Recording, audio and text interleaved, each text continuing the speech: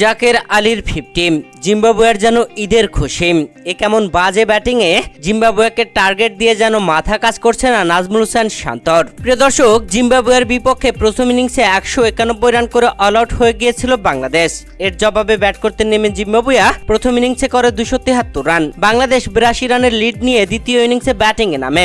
বৃষ্টি বিঘ্নিত তৃতীয় দিন শেষে চতুর্থ দিনে এসেও ব্যাটিংয়ে যেন বাজে ফর্ম সরাতে পারল না বাংলাদেশের ব্যাটাররা। যদিও জাকের আলী 50 হাঁকিয়েছেন, যেখানে তৃতীয় দিনে নট আউটে ছিলেন নাজমুল হোসেন শান্ত। 60 রানে নট আউট থাকলেও চতুর্থ দিনে এসে শুরুতেই আউট হয়ে ফেরেন তিনি। এ যেন চতুর্থ দিনে এসে গোল্ডেন ডাকে প্যাভিলিয়নে ফিরেছেন নাজমুল হোসেন শান্ত। 60 রান করেই প্যাভিলিয়নে ফেরেন তিনি।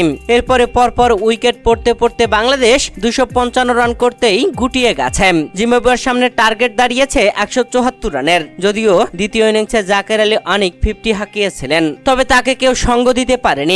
শেষ দিকে এসে ব্যাট পাল্টিয়ে 4 ছক্কার তাণ্ডব চালাতে চাইলেও সেটাও পারলেন না জাকের আলী অনেক। সীমানার কাছে ক্যাচ আউট হয়ে প্যাভিলিয়নে ফিরলেন 58 রান করেই। দ্বিতীয় ইনিংসে বাংলাদেশকে 255 রানে অল আউট করার পরে যেন জিম্বাবুয়ানরা ঈদের খুশিতে মেতে উঠেছিল। তাদের খুশি দেখে রীতিমতো অবাক লেগেছে বাংলার ক্রিকেট প্রেমীদের। প্রিয় দর্শক, জিম্বাবুয়ের মতো দলের কাছে বাংলাদেশের এমন বাজে ব্যাটিং সত্যিই খারাপ লাগার মতোই। জিম্বাবুয়ে নয়, যেন অস্ট্রেলিয়ার সাথে খেলতে নেমেছিল বাংলাদেশ।